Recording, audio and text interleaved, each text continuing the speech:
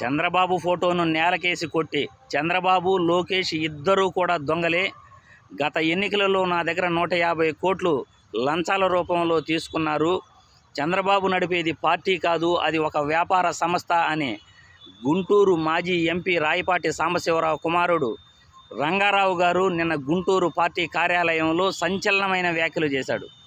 గత ఎన్నికల ముందే తన చేత 150 కోట్లు తీసుకున్నారని, పోలవరం పేరు చెప్పి తనను మోసం చేశారని, 3 సంవత్సరాల తర్వాత పోలవరం ప్రాజెక్టును వేరే వాళ్లకు కాంట్రాక్టులు ఇచ్చారని, ప్రతి సోమవారం కూడా గత ప్రభుత్వంలో పోలవరంపై సమీక్ష చేయలేదు, వాళ్ళు లంచాల కోసమే ప్రతి సోమవారం పోలవరంపై సమీక్ష చేశారని ఆయన నిన్న సంచలనమైన వ్యాఖ్యలు చేశారు. పోలవరం 75% కంప్లీట్ అయ్యింది అనేది అవాస్తవం అని, చంద్రబాబు నాయుడు పచ్చి అబద్ధాల కోరని కూడా ఆయన రాయపాటి నిన్న వ్యాఖ్యానం చేయటం జరిగింది. చంద్రబాబుపై